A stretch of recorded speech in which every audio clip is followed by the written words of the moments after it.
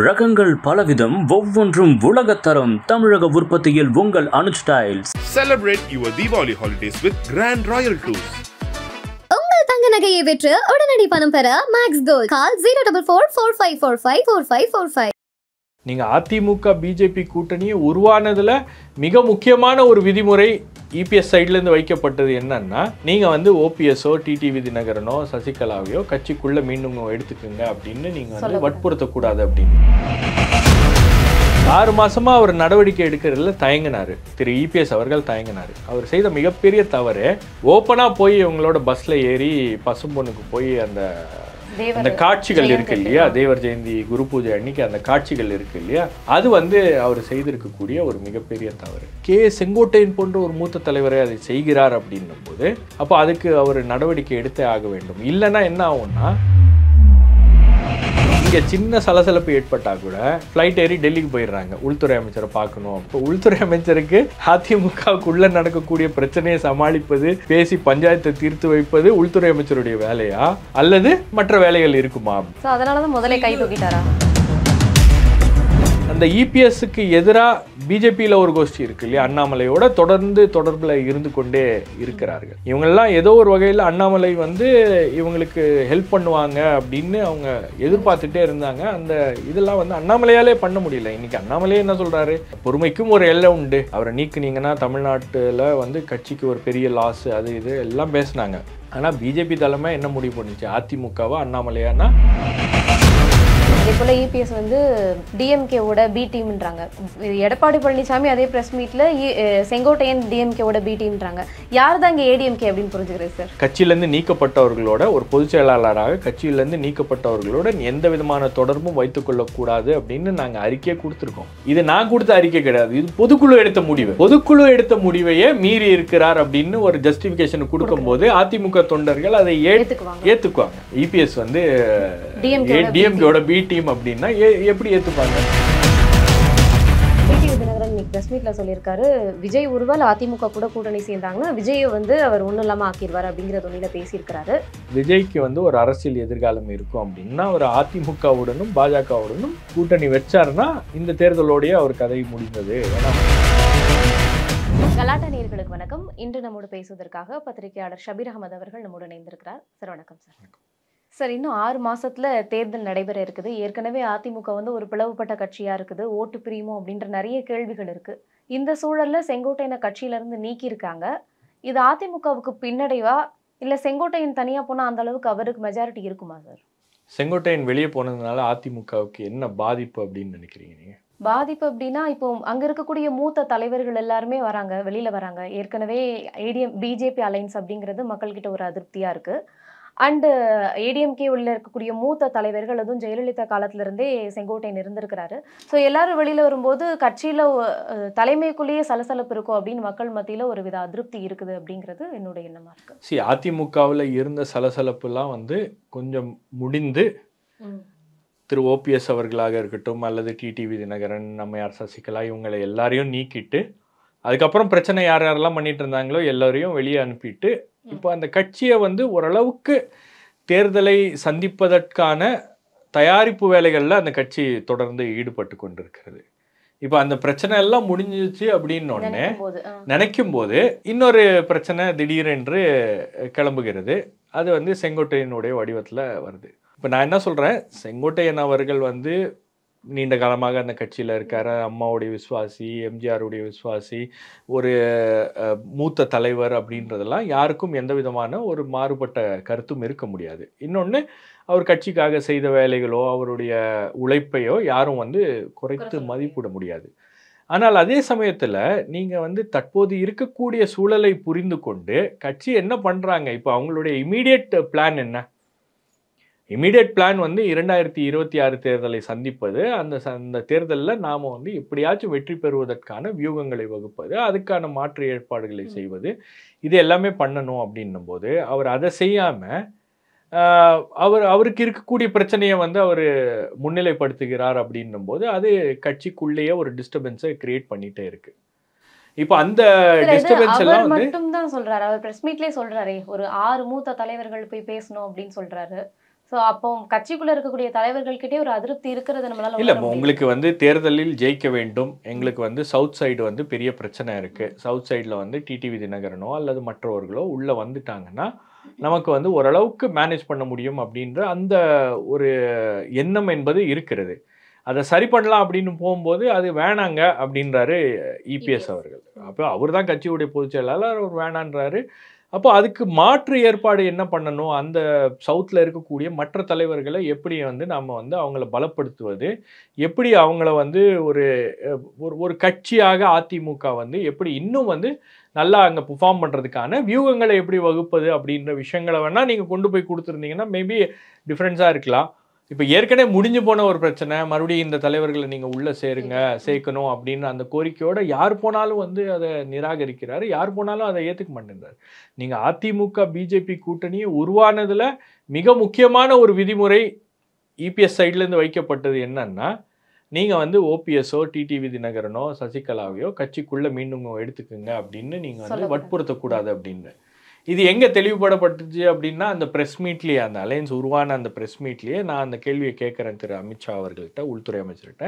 இந்த மாதிரி OPS TTV Dinakaran மற்றும் சசிகலா இவங்களுடைய நிலைமை என்ன, இவர்கள்லாம் மீண்டும் வந்து என்டிஏக்குள் வருவார்களா, அதாவது கட்சிக்குள்ளே அதிமுகக்குள்ளே இணைக்கப்படுவார்களா அப்படின்னு கேட்கும்போது, அதெல்லாம் அதிமுகவுடைய உட்கட்சி விவகாரம் அப்படின்னாங்க. ஒரேடியாக உட்கட்சி விவகாரம்னு ஒரு போடா போட்டு அதை முடிச்சிட்டாரு. இல்லை, பாஜக வந்து கையை தூக்கிருச்சு. ஏன்னா அவங்களுக்கு தெரியும் இந்த விஷயங்கள்ல நாம போய் ஏற்கனவே மாட்டிக்கிட்டோம், இப்போ மறுபடியும் போய் மாட்டினோம்னா அது பாஜகவுக்கு எதிராக தான் அது போகிறது அப்படின்னு. அப்போ இதெல்லாம் வந்து பாஜக ஒரு பக்கம், தேசிய தலைமை என்பது இதை வேறு விதமாக கூட ஆப்ரேட் பண்ணணுன்னு அவங்க ட்ரை பண்ணலாம். பட் இந்த விஷயத்தில் டைரெக்டாக நம்ம போய் இதில் இன்வால்வ் ஆகுறது, டைரெக்டாக இதை போய் பேசுறது அப்படின்றது சரியாக வராது.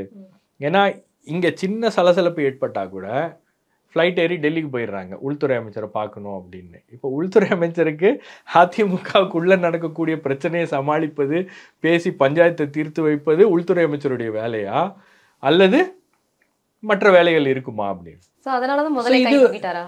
இது அவர் வந்து இது வேணாம் அவ்வளோதான், இது முடிஞ்சிருச்சு அப்படின்னு நினைக்கிறாரு. இப்போ திரு ஓபிஎஸ் அவர்களாக இருக்கட்டும் அல்லது டிடிவி தினகரனாக இருக்கட்டும், பேசி பார்ப்போம், சரியாக வந்துச்சுன்னா பார்ப்போம், அப்படி இல்லைன்னா உங்களை வந்து என்டிஏக்குள்ளே கொண்டு வந்துடுறோம், நீங்கள் என்டிஏயில் இருங்க, நாங்கள் வந்து அதிக சீட்ஸை அதிமுகட்டேருந்து வாங்கி உங்களுக்கு கொடுக்குறோம், நீங்கள் வந்து என்டிஏ பேனரில் கண்டெஸ்ட் பண்ணுங்க அப்படின்ற மாதிரி ஒரு அரேஞ்ச்மெண்ட்டை அவர் உருவாக்கணும் அப்படின்னு பார்க்குறாரு. அதெல்லாம் வந்து நீங்கள் என்டிஏ பேனரில் நீங்கள் நின்னீங்கன்னா உங்களுடைய அரசியல் எதிர்காலம் என்பது ஒரு பெரிய கேள்விக்குறியாயிரும்.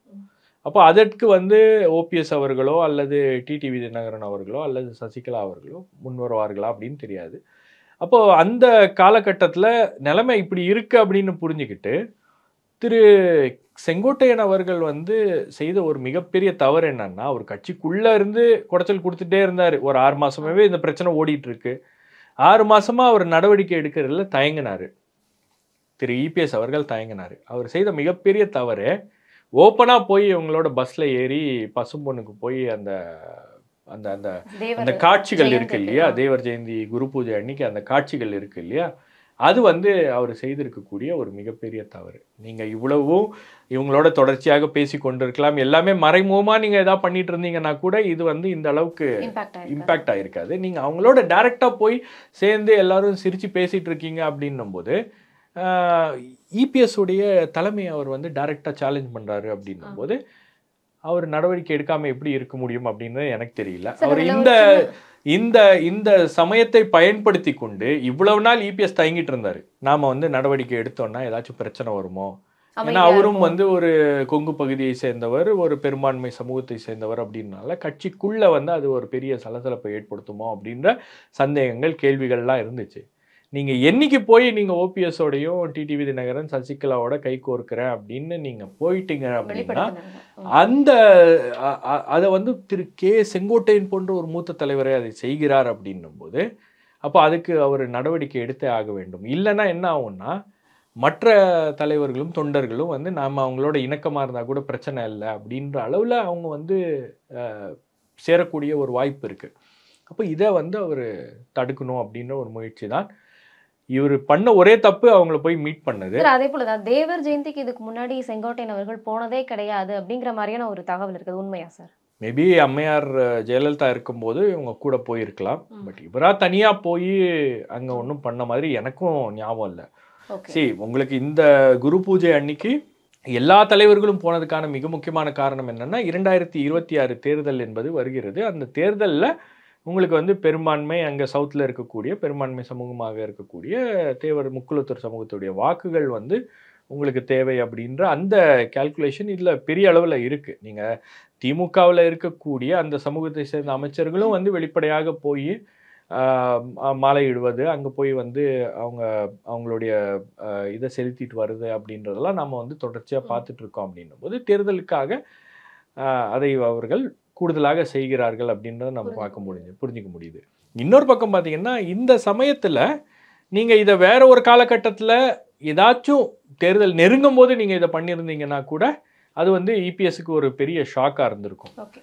ஆனால் தேர்தலுக்கு இவ்வளோ நாள் முன்னாடியே அவர் இதை பண்ணதுனால இதை காரணம் காட்டி அவரை நீக்குவதற்கான ஒரு வாய்ப்பாக அது அமைந்து விட்டது. இவரை எப்படி நீக்கிறது அப்படின்னு யோசிச்சுட்டு இருந்தார். இவ்வளோ நாள் நீக்கிறதுக்காக தயங்கிட்டே இருந்தார், ஏதாவது கட்சிக்குள்ளே பிரச்சனை வருமோ அப்படின்னு.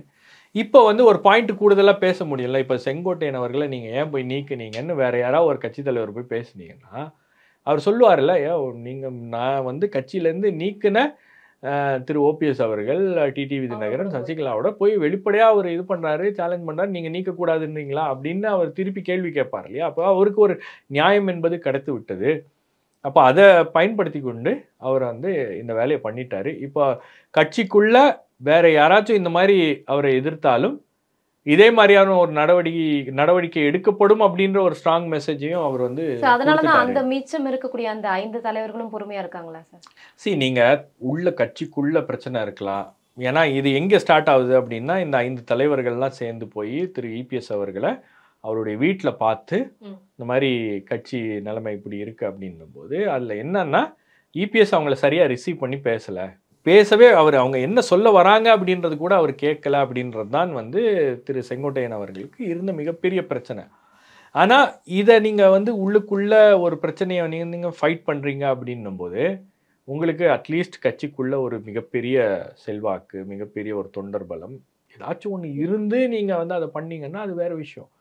இப்போ இதே ஒரு எஸ்பி வேலுமணி பண்ணார் அப்படின்னா இபிஎஸ் கொஞ்சம் பயப்படுவதற்கான ஒரு வாய்ப்பு இருக்குது. நீங்கள் வந்து கே செங்கோட்டையன் அவர்கள் வந்து அந்த கோபிச்செட்டிப்பாளையம் அந்த தொகுதிக்குள்ளே மட்டும்தான் அவருக்கு ஒரு செல்வாக்கு இருக்கிற மாதிரி இருக்குது, அவ்வளோதான். அது அதோட அவர் சுருங்கிட்டார். அப்போ அந்த தொகுதியில் இப்போ வேற யாரையாவது நிறுத்துவாங்க.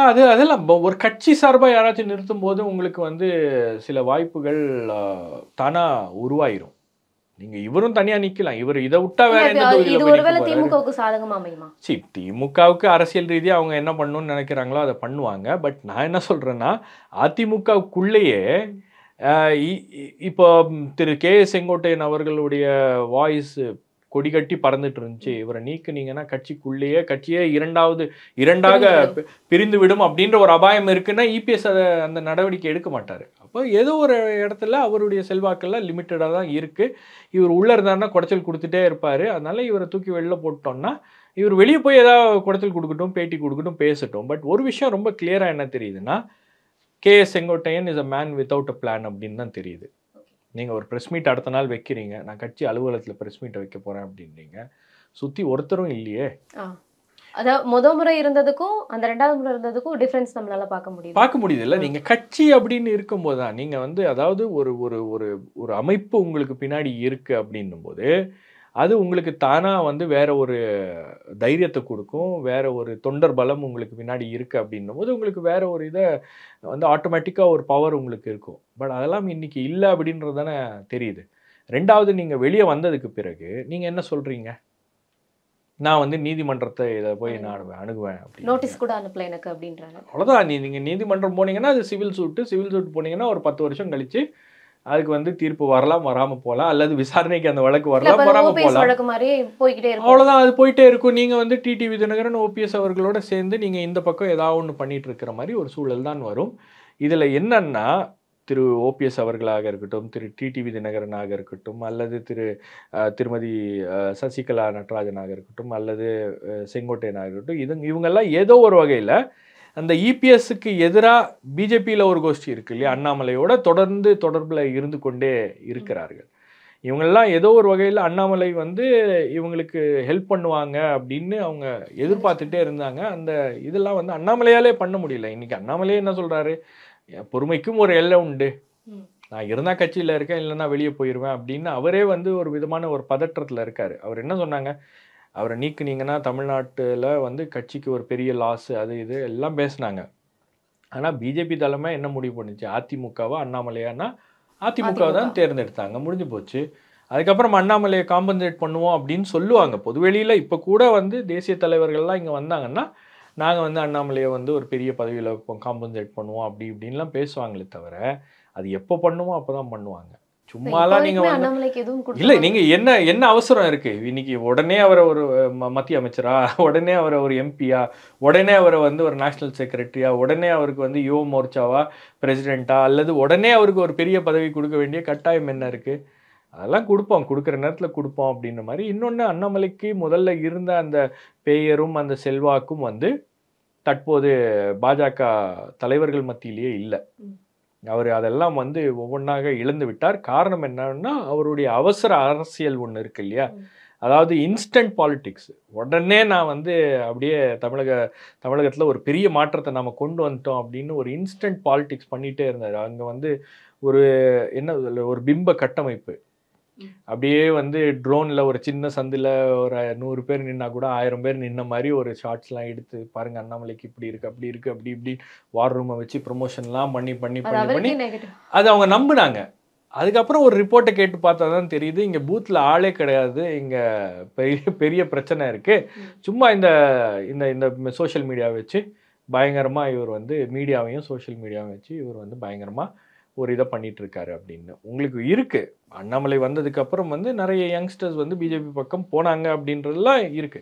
ஆனா அது தமிழ்நாட்டில் ஒரு பெரிய மாற்றத்தை ஏற்படுத்திடும் அப்படின்ற அளவுக்குலாம் இல்லை. அதாவது நீங்க அதிமுக இல்லாமல் நாங்களே ஆட்சியை பிடிச்சிருவோம் அப்படின்ற மாதிரி ஒரு நிலைமையெல்லாம் இங்கே உருவாகலை. நீங்க அதிமுகவோட கடந்த நாடாளுமன்ற தேர்தலில் இருந்திருந்தீங்கன்னா இங்கேருந்து அட்லீஸ்ட் ஒரு 10லேருந்து 15 தொகுதிகளாச்சும் வந்திருக்கும். இந்த 240 அப்படின்றது வந்து பாஜகவுக்கு ஒரு பெரிய ஷாக். அவங்களால அதை ஏற்றுக்கவே முடியல. அதுக்கு காரணங்கள்லாம் என்ன அப்படின்னு பார்க்கும்போது, ஒரு பக்கம் மக்களவை தேர்தலில் 240, நாடாளுமன்ற தேர்தலில் 240 தொகுதிகள் வந்ததை பாஜக எதிர்பார்க்கல. அவங்களுக்கு ஒரு பெரிய ஷாக்கு. இது எப்படி வந்துச்சு அப்படின்னு பார்க்கும்போது அப்புறம் அதெல்லாம் வந்து அனலைஸ் பண்ணும்போது, தமிழ்நாட்டில் அதிமுகவுடன் கூட்டணியில் இருந்திருந்தால் ஒரு 10 தொகுதிகளோ ஒரு 15 தொகுதிகளோ வந்திருக்கலாம் அப்படின்ற ஒரு வாய்ப்பு இருந்திருக்கு அப்படின்றது அவங்களுடைய அதுக்கப்புறம் ரியலைஸ் பண்ணுறாங்க. அதுக்கப்புறம் ரியலைஸ் பண்ணும்போது தான் இப்போ ஒரு 15 தொகுதிகள் கூடுதலாக அவங்களுக்கு வந்திருந்துச்சுன்னா இன்னைக்கு பீகாருடைய சீனே வேற. இன்னைக்கு பீகாரில் போய் நீங்கள் நிதிஷ்குமாரை முன்னிலைப்படுத்தி பிரச்சாரம்லாம் பண்ணிட்டு நிதிஷ்குமார் பண்ணுற அந்த கூத்துக்கள்லாம் இருக்கு இல்லையா, திடீர்னு அவர் வந்து கையை பிடிச்சி இப்படி இப்படின்றாரு, பார்க்குறாரு, இப்படி பார்க்குறாரு, இதெல்லாம் பண்ணுறதெல்லாம் வந்து அங்கே சீனே வேற. அங்கே பிஜேபி டாமினேட் பண்ணியிருக்கோம். இன்னைக்கு ஆந்திராவில் போய் வந்து அவங்க சந்திரபாபு நாயுடுவோ அல்லது பவன் கல்யாணோ அவங்களோடலாம் வந்து வேறு விதமான ஒரு டீலிங்லாம் அவங்கள டாமினேட் பண்ணியிருப்பாங்க. இன்னைக்கு வந்து பாஜக வந்து பிரதமர் வேட்பாளரை வந்து பாஜகவுடைய எம்பிஸ்லாம் சேர்ந்து தேர்ந்தெடுத்திருப்பாங்க. என்டிஏ கூட்டம் கூடி பிரதமர் வேட்பாளரை தேர்ந்தெடுத்திருக்க மாட்டாங்க. வெற்றி கொண்டாட்டமே நம்ம பார்க்கலையே சார். வெற்றி கொண்டாட்டம் இல்லை, அதான் அது அவங்களுக்கு ஒரு பெரிய ஷாக்கு. அப்போ அதுக்குள்ளதான் வந்து அவங்க பார்க்குறாங்க. பார்க்கும்போது தமிழ்நாட்டில் நம்ம பண்ண ஒரு மிகப்பெரிய இது வந்து இது அவர் சொல்றாங்க, கூப்பிட்டு பேசாதீங்க, கூட்டணியை உடைக்காதீங்க அப்படின்னு. அதெல்லாம் இல்லை, தலைக்கீழாக தான் குதிப்பேன் அப்படின்னு கூட்டணியை உடைச்சது யாரு? அண்ணாமலை தான். இப்போ கூட்டணியை உடைச்சிட்டு பாஜகவுக்கான வாய்ப்புகளை வந்து தவற விட்டுட்டு பாஜகவை வந்து ஒரு டிஸ்அட்வான்டேஜ் பொசிஷனாக தேசிய அளவில் தள்ளினது அண்ணாமலை. நீங்கள் அந்த சமயத்தில் பார்த்தீங்கன்னா நேஷ்னல் லெவலில் வந்து இந்தியாவில் இருக்கக்கூடிய எல்லா முக்கியமான இங்கிலீஷ் சேனல்ஸ், ஹிந்தி சேனல்லாம் வந்து கோயம்புத்தூரில் போய் பிரச்சாரம் பண்ணாங்க. இப்போ கோயம்புத்தூரில் போய் ஒரு பிரச்சாரம் பேட்டிகள்லாம் எடுத்து வேறு யாருக்குமே வரல. இவங்கெல்லாம் வந்தாங்க, ஆனால் உள்துறை அமைச்சர் வரலையே. ஆனால் அண்ணாமலையால தான் தமிழ்நாட்டில் பாஜக வளர்ந்தது அப்படின்ற ஒரு பிம்பமும் இருக்குது. அதுதாங்க அந்த பிம்ப கட்டமைப்பு அப்படின்னு ஒன்று இருக்கு இல்லையா, அது வார் ரூமு, சோஷியல் மீடியா இதெல்லாம் வச்சு அவங்க கிரியேட் பண்ணது. பட் அவங்க ஆக்சுவலாக பார்த்தீங்கன்னா உண்மையிலேயே எங்களுக்கு எவ்வளோ இருக்குது அப்படின்னா, நீங்கள் அதிமுகவோட இருந்தீங்கன்னா வாய்ப்புகள் இருக்குது அப்படின்றது தான் அவங்களுக்கு ரிசல்ட்ஸில் வந்திருக்கு. இப்போ அந்த முடிவை எடுத்திருக்காங்க. இப்போ இது வந்து உள்ளுக்குள்ளேயே வந்து என்னன்னா திரு டிடிவி தினகரன் அவர்கள் வந்து கூட்டணியை விட்டு வெளியேறியது, ஓபிஎஸ் அவர்கள் கூட்டணியை விட்டு வெளியேறியது, இது எல்லாமே அடுத்தடுத்து ஏன் நடக்குது அப்படின்னும் போது இங்கே இருக்கக்கூடிய பாஜக தலைவர்கள்லாம் ரிப்போர்ட் அனுப்புகிறாங்க. இதுக்கு பின்னாடிலாம் திரு அண்ணாமலை அவர்கள் இருக்கிறார், ஏதோ ஒன்று அவரே வந்து ஏதோ ஒரு சலசலப்பை வந்து கூட்டணிக்குள்ளே உருவாக்கணும் அப்படின்னு பேசிகிட்டு இருக்காரு அப்படின்னு மாதிரிலாம் வந்து பேச்சுக்கள் இருக்குது. அவங்களே வெளிப்படையாகவே அதெல்லாம் வந்து சமூக வலைதளங்களில் அவங்கெல்லாம் போடுறாங்க. அண்ணாமலைக்கு எதிராக கருத்து பதிவு செய்கின்றவர்கள் பாஜகவுடைய இதில் என்ன நடக்குது அப்படின்னு. அப்போ அந்த இடத்துல அதுவும் ஒரு மிக முக்கியமான ஃபேக்டராக இருக்கிறது அப்படின்னு பார்க்குறேன். அப்போ இந்த பின்னணியில் தான் உங்களுக்கு வந்து செங்கோட்டையனுடைய நீக்கம் என்பது நடந்திருக்கிறது. அது ஏதோ வந்து ஒரு சம்பவம் அப்படின்லாம் இல்லை, எல்லா விஷயங்களையும் வந்து அவர் தொடர்ந்து பின்னாடி இருந்து பண்ணிகிட்டே இருக்காரு அப்படின்னும் போது இவர் எப்போ தப்பு பண்ணுவார் அப்படின்னு வெயிட் பண்ணிருந்தாரு. அந்த தவறு அப்படின்றது குரு பூஜையில் இவங்களோட வெளிப்படையாக காட்சி அளித்தது, இவங்களோட கை கோர்த்தது. அது வந்து அவருக்கு வைத்துக்கொண்ட ஒரு அவருக்கே அது பேக் ஃபயர் ஆயிடுச்சு. அவருக்கே அது பேக் ஃபயர் ஆயிடுச்சு அப்படின்னு தான் சொல்லலாம். கண்டிப்பா சார். அதே போல இப்போ செங்கோட்டையன் அவர்கள் பிரஸ் மீட்ல வந்து ஓப்பனா ஒரு குற்றச்சாட்டு வைக்கிறாரு. கொடநாடு கேஸ்ல இபிஎஸ் தான் A1 அப்படின்றாரு. அதே போல இபிஎஸ் வந்து டிஎம்கேவோட பி டீம்ன்றாங்க. எடப்பாடி பழனிசாமி அதே பிரஸ் மீட்ல செங்கோட்டையன் டிஎம்கேவோட பி டீம்ன்றாங்க. யார் தான் இங்கே ஏடிஎம்கே அப்படின்னு புரிஞ்சுக்கிறேன் சார். சரி, நீங்கள் அதாவது இந்த A team B team politics அப்படின்றது அது சும்மா அரசியல் ரீதியாக பேசுவது. பட் நான் என்ன சொல்கிறேன், திரு செங்கோட்டையன் அவர்கள் எதிர்பார்க்கல தன்னை இபிஎஸ் வந்து நீக்குவார். அந்த துணிச்சலான ஒரு முடிவை இபிஎஸ் எடுக்க மாட்டார். பல்வேறு ஃபேக்டர்ஸ் இருக்குது. ஒன்று என்னன்னா, அவர் வந்து பிஜேபியோட பேசிகிட்டு இருக்காரு, பிஜேபி தலைவர்களை திடீர்னு போய் டெல்லியில் சந்திக்கிறாரு அல்லது இங்கே வரும்போது சந்திக்கிறார், ரகசியமாக சந்திக்கிறார், சில விஷயங்கள்லாம் இவரே பண்ணுறாரு அப்படின்னும் போது இவர் அதை பண்ண மாட்டார். இப்போ நீங்கள் பார்த்தீங்கன்னா திரு கே செங்கோட்டையனை வச்சு இபிஎஸ்ஸை கொஞ்சம் கார்னர் பண்ணுறதுக்கான நடவடிக்கைகளும் பிஜேபி தனியாக ப்ளே பண்ணிகிட்டு இருக்கு அப்படின்னு அவர் ஃபீல் பண்ணுறாரு. அப்போது அவரை கட்சியிலேருந்து நீக்கினோடனே இப்போ என்ன பண்ணுவாங்க, மறுபடியும் அதெல்லாம் பேச முடியாது, அதில் மறுபடியும் அவரை கட்சிக்குள்ளே சேருங்க அப்படின்ற அந்த டிமாண்டோடலாம் வந்து பிஜேபி வர முடியாது. ரெண்டாவது இந்த டைமிங் ஒன்று இருக்குது பாருங்கள், பிஜேபியோடைய ஒட்டுமொத்த கவனமும் எண்ணமும் எல்லாமே வந்து பார்த்திங்கன்னா பீகார் எலெக்ஷனில் இருக்குது. அவங்க பீகார் எலெக்ஷனை முடிச்சுட்டு தான் தமிழ்நாட்டில் மற்றதில் ஊரில் என்ன நடந்திருக்கு அப்படின்னு பார்ப்பாங்க.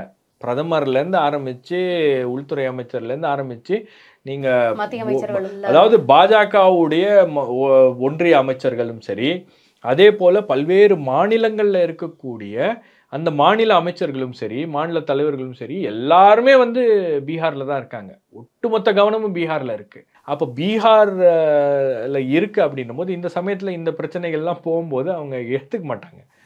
உங்களுக்கு ஞாபகம் இருக்குது, கர்நாடகா எலெக்ஷன் பீக்கில் இருக்கும்போது தான் அதிமுக தலைவர்களும் அண்ணாமலையெல்லாம் கூப்பிட்டு இந்த பஞ்சாயத்துலாம் பேசினாங்க. அண்ணாமலைகிட்ட சொன்னாங்க பேசாதீங்க, அமைதியா இருங்க அப்படின்னு. அதை மீறி கூட அண்ணாமலை தொடர்ந்து பேசினாரு. கூட்டணி உடைக்கணும் அப்படின்றதுனால அவர் அதெல்லாம் பண்ணாரு. அப்போ அதே மாதிரி இந்த சமயத்துலேயும் வந்து நம்மளெல்லாம் நீக்க மாட்டாரு அப்படின்னு திரு செங்கோட்டையன் அவர்கள் நினைத்து கொண்டிருந்தார். ஆனால் இபிஎஸ் அந்த முடிவை எடுத்தது உள்ளபடியே அவருக்கு ஒரு பெரிய ஷாக். ஏன்னா அவரால் அதுக்கு அடுத்த ரெஸ்பாண்ட் என்ன பண்ணுறது அப்படின்னா, உடனே அவர்கிட்ட இருந்த ஒரு பெரிய அரசியல் பாயிண்ட்டே என்னென்னா, அவர் வந்து திமுகவுடைய பி டீம்னு ஒரு எதிர்கட்சி தலைவரை பார்த்து எப்படி சொல்ல முடியும்? எடுபண்ணும்ல, தொண்டர்கள் கன்வின்ஸ் ஆகணும்ல. இப்போ இபிஎஸ் என்ன சொல்கிறாரு, ஒரு அறிக்கை எடுத்து படிக்கிறார்ல, நான் வந்து கட்சியிலேருந்து நீக்கப்பட்டவர்களோட ஒரு பொதுச் செயலாளராக கட்சியிலேருந்து நீக்கப்பட்டவர்களோட எந்த விதமான தொடர்பும் வைத்துக்கொள்ளக்கூடாது அப்படின்னு நாங்கள் அறிக்கையை கொடுத்துருக்கோம். இது நான் கொடுத்த அறிக்கை கிடையாது, இது பொதுக்குழு எடுத்த முடிவு. பொதுக்குழு எடுத்த முடிவையே மீறி இருக்கிறார் அப்படின்னு ஒரு ஜஸ்டிஃபிகேஷன் கொடுக்கும்போது அதிமுக தொண்டர்கள் அதை ஏற்றுக்குவாங்க. இல்லை அவர் வந்து இபிஎஸ் வந்து டிஎம்கேவோட பி டீம் அப்படின்னா எப்படி ஏற்றுப்பாங்க? சரி, இன்னொன்று தொண்டர்களுக்கு அதெல்லாம் பார்க்குறாங்க, தெரியும். யார் சசிகலாவுக்கு எதிராக தர்ம யுத்தம் நடத்துனது? ஓபிஎஸ். இன்னைக்கு அவரே போய் சசிகலாவுக்கு ஆதரவாக கூட இருந்து பேசுறது. யார் வந்து தீய சக்தி அப்படின்னு டிடிவி தினகரன், சசிகலா போன்றவர்கள்லாம் யார் சொன்னது? ஓபிஎஸ் தானே சொன்னார். இப்போ அவரே போய் கூட நிற்கிறாரு அப்படின்னும் போது அது ஒரு ரொம்ப வீக்கான ஒரு ஆர்குமெண்ட் இல்லையா? உங்களால் என்ன பெரிய ஆர்குமெண்ட் வைக்க முடிஞ்சு? நீங்கள் வந்து கொடநாடை பற்றி இவரும் பேசினார், யார் ஓபிஎஸும் பேசினார், கொடநாடை பற்றி எல்லாரும் பேசினாங்க.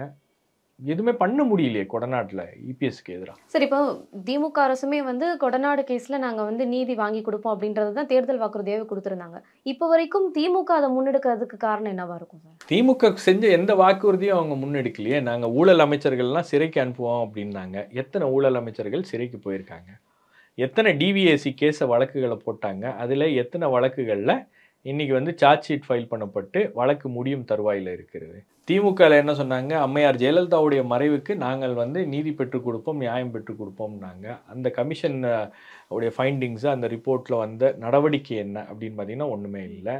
அதே மாதிரி கொடநாடு வழக்கையும் அவங்க கையில் எடுத்தாங்க. கொடநாடு வழக்கு எப்போ பயன்படுத்தப்பட்டுச்சு அப்படின்னு பார்த்தீங்கன்னா, ஏதாச்சும் இபிஎஸ் வந்து அசெம்பிளியில் பேச வராருன்னா கொடநாடை பற்றி பேசுவாங்க. அது ரொம்ப நாள் இழுக்க முடியாதுன்னு அதுவும் வந்து இப்போ போயிருச்சு.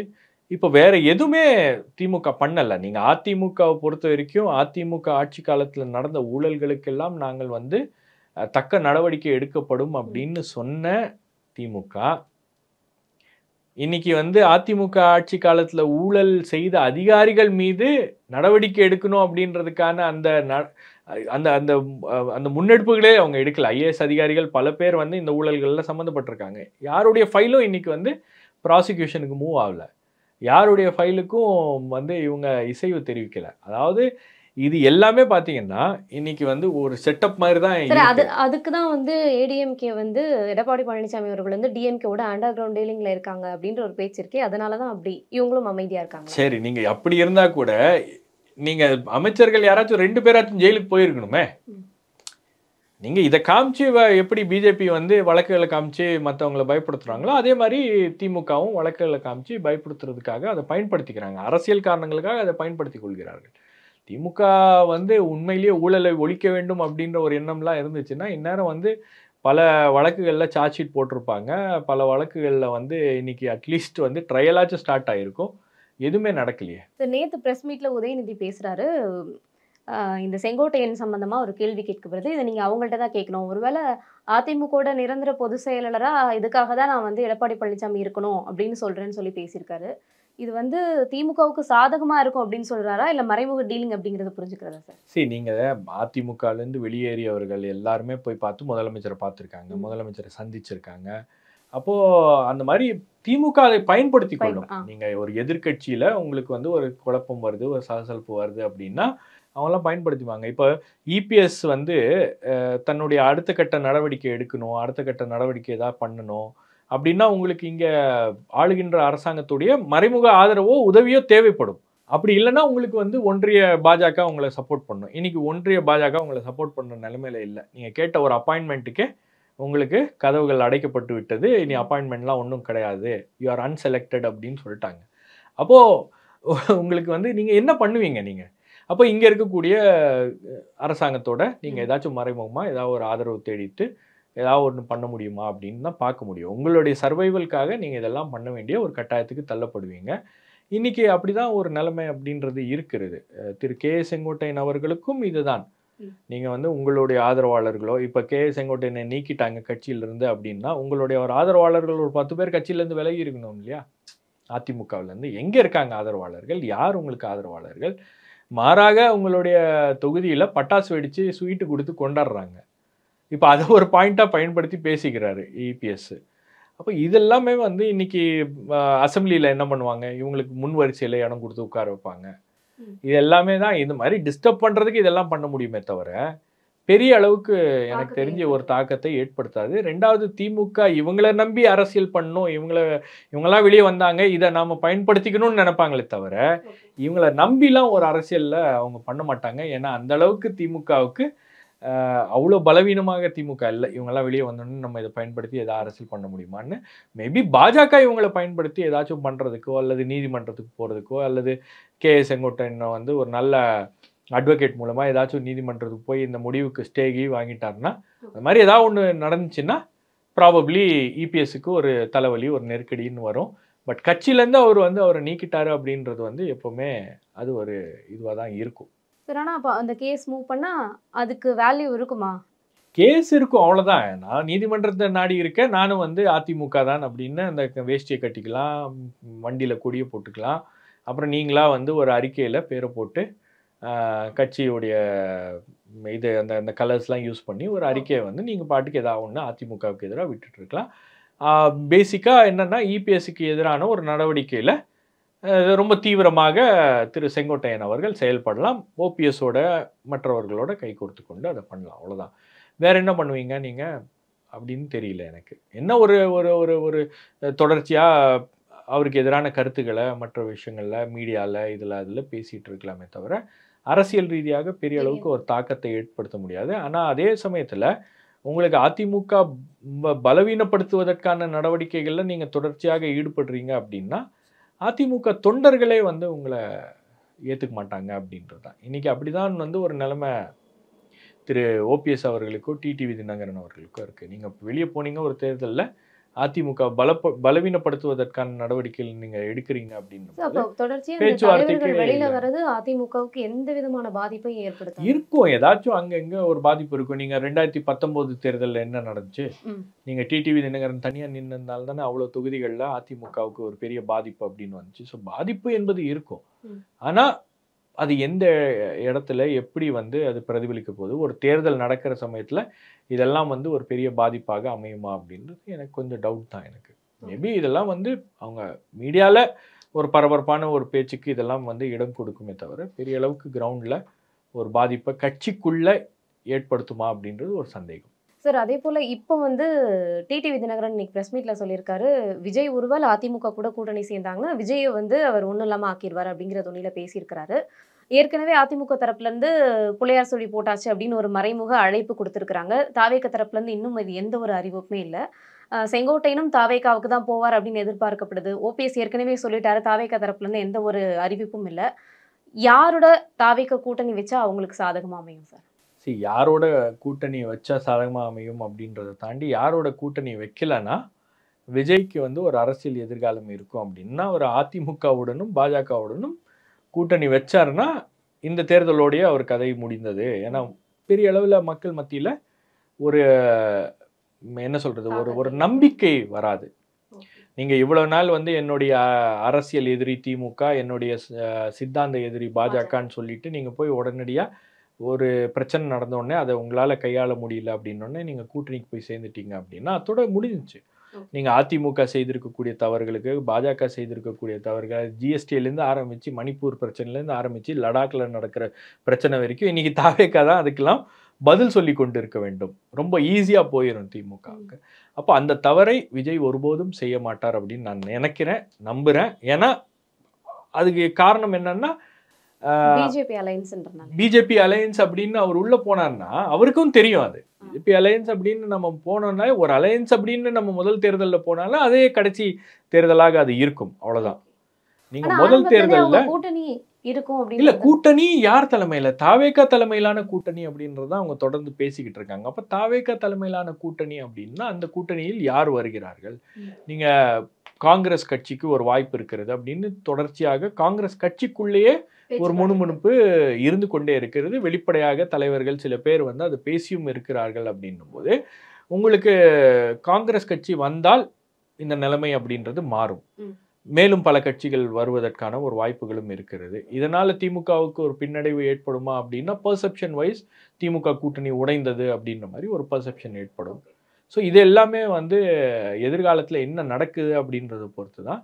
பட் திமுக இது வரைக்கும் எனக்கு தெரியல அவர் வந்து அதிமுக கூட்டணியோ அல்லது பிஜேபி கூட்டணியோ போவதற்கான ஒரு வாய்ப்பு இல்லை. இன்னைக்கு வந்து அதிமுக பாஜக கூட்டணிக்கு மக்கள் மத்தியில் ஒரு நம்பிக்கை அப்படின்றது ஏற்படலை. அதிமுகவுக்கு அட்லீஸ்ட் வந்து அதிமுக சில பிரச்சனைகளை இப்போ பேசுகிறாங்க, அதிமுக கவனிக்கிறாங்க அப்படின்ற அளவுக்காச்சும் வந்து அவங்களுக்கு வந்து ஒரு பேர் இருக்குது. நீங்கள் அதிமுகன்ற ஒரு கட்சியை வந்து நீங்கள் அப்படியே அடியோடு அந்த கட்சி காலி ஆயிடுச்சு அண்டர் எஸ்டிமேட் பண்ணக்கூடாது. இன்றைக்கி அதிமுகவுக்கு ஒரு சில பகுதிகளில் அந்த செல்வாக்கு அப்படின்றது இன்னும் இருக்கிறது. இப்போ சமீபத்தில் தஞ்சாவூரில் அந்த விவசாயிகளுடைய பிரச்சனையெல்லாம் உடனடியாக போய் அதிமுக அதை கையில் எடுத்து பேசுனதெல்லாம் பெரிய அளவுக்கு அந்த பகுதியில் வந்து ஒரு வரவேற்பை பெற்றுள்ளது. ஒரு அதிமுகவுடைய தலைவரே இங்கே வந்துட்டாரியா இந்த பிரச்சனையை பற்றி பேசுறதுக்கு அப்படின்னும் போது அது வந்து ஒரு பெரிய இம்பேக்ட் கிரியேட் பண்ணியிருக்கு அப்படின்னு நான் சொல்லுவேன்.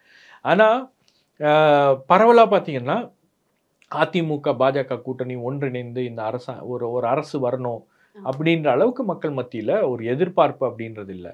இப்போ எதிர்பார்ப்பை உருவாக்கி இருக்கக்கூடிய ஒரு கட்சின்னா புது வரவாக இருக்கக்கூடிய தாவேகா மக்கள் மத்தியில் ஒரு எதிர்பார்ப்பை உருவாக்கி இருக்கிறது. அப்போ அவங்க யாரோட கூட்டணிக்கு போவாங்க? ஒருவேளை இப்போ பிஜேபி அலைன்ஸ் இல்ல அப்படின்னு சொல்லிட்டாங்கன்னா ஏடிஎம்கே கூட கூட்டணி வைக்கலாம். நீங்க ஏடிஎம்கேவோட கூட்டணி வைக்கிறதுல என்ன பிரச்சனைன்னா, நீங்க ஏடிஎம்கே பெரிய கட்சி, ஏடிஎம்கேவோட நீங்க கூட்டணி வைக்கிறீங்க, முதலமைச்சர் வேட்பாளர் நான் தான் அப்படின்னு மக்கள் விரும்பும் முதலமைச்சர் வேட்பாளர் விஜய், அதிமுக சார்பாக முதலமைச்சர் வேட்பாளர் இபிஎஸ், அதுவே வந்து உங்களுக்கு பிரச்சனை வரும் அப்படின்னும் போது அது சரியா வராது. சரி, அப்படி இல்லை நான் டெபுட்டி சிஎம் அப்படின்னு அவர் போறாரு அப்படின்னு வச்சுங்களேன், நீங்க ஒரு ஃபர்ஸ்ட் எலெக்ஷன்லயே உங்களுடைய ஸ்ட்ரென்த் என்னன்னு ப்ரூவ் பண்ண முடியாத ஒரு வாய்ப்பு கிடைச்சிடும் இல்லை. நீங்கள் ஃபர்ஸ்ட் எலெக்ஷன் தனியாக போவது தான் வந்து அவருக்கு சரியாக இருக்க முடியும். உங்களுடைய ஸ்ட்ரென்த் என்ன, உங்களுடைய பலம் என்ன, உங்களுடைய பலவீனம் என்ன அப்படின்றது இந்த எலெக்ஷனில் தெரிஞ்சிடும். நீங்கள் ஒரு ஓட் பேங்கை எஸ்டாப்ளிஷ்டாக நீங்கள் ஒரு ஓட் பேங்க் உங்களுக்கு இருக்குது அப்படின்றத நீங்கள் ப்ரூவ் பண்ணிட்டீங்க அப்படின்னா அடுத்த எலெக்ஷனுக்கு வந்து நீங்கள் கூட்டணிக்கெல்லாம் தானாக மக்கள் வருவார்கள், வேறு கட்சியினர் வருவாங்க. அப்போ அதை வந்து நீங்கள் அந்த பிம்பத்தை தான் வந்து உருவாக்கணுமே தவிர, ஸோ அதை தான் தாவேக்கா பண்ணணும். நீங்கள் தாவேக்கா வந்து இன்னைக்கு தாவேக்கா தவிர எல்லாரும் பேசுகிறாங்க கூட்டணிக்கு போயிடுவாங்க. இது உண்மையிலேயே அதிமுக தலைவர்கள் ரொம்ப டெஸ்பரேட்டாக தாவேக்காவை தொடர்பு கொண்டு கூட்டணி வைத்து கொள்ள வேண்டும் அப்படின்லாம் பேசுனதெல்லாம் வந்து உண்மைதான். அவங்களுக்கு அந்த விருப்பம் என்பது இருக்கிறது. அந்த விருப்பத்தை தான் வந்து இதுலேயும் வெளிப்படுத்துகிறார், அந்த பிரச்சாரத்திலையும் வெளிப்படுத்துகிறார். பிள்ளையார் சொல்லி போட்டாங்க அப்படின்லாம் அவர் பேசுகிறாரு. அந்த கொடியெல்லாம் வந்து கொண்டு வந்து கொடி வந்துருச்சு அப்படின்லாம் காமிச்சு பிள்ளையார் சொல்லி போட்டாங்க அப்படின்னு பேசுறாரு. அப்போ இதை ஒரு எதிர்பார்ப்பை உருவாக்குகிறார். ஆனால் அந்த எதிர்பார்ப்பு உருவாக்குறது ரொம்ப நீங்க டூ மச்சா உருவாக்கிட்டீங்கன்னா நாளைக்கு தாவேக்கா வரல அப்படின்னா நம்மளால தேர்தலில் ஜெயிக்க முடியாது அப்படின்னு ஒரு மனநிலை அதிமுக தொண்டர்கள் வந்துரும்னா அது அதிமுகவுக்கு தான் ஒரு பின்னடைவு. ஆனா அதை தொடர்ச்சியாக அவர் செய்கிறார். இப்போ அதை புரிஞ்சுக்கிட்டு அதை ஸ்டாப் பண்ணிட்டாங்க, செய்யலை. பட் என்னை பொறுத்த வரைக்கும் தாவேக்கா கூட்டணிக்கு வரமாட்டாங்க. அவங்க தலைமையில ஒரு கூட்டணி அமைப்பதற்கான முயற்சிகளை அவங்க எடுப்பாங்க அப்படின்னு தான் நான் நினைக்கிறேன். நன்றி சார். நிறைய விஷயங்கள். ரகங்கள் பலவிதம், ஒவ்வொன்றும் உலகத்தரம். தமிழக உற்பத்தியில் உங்கள் Anuj tiles. Celebrate your Diwali holidays with Grand Royal Tours. உங்கள் தங்க நகையை விற்று உடனடி பணம் பெற மேக்ஸ் கோல்ட். கால் 04445454545.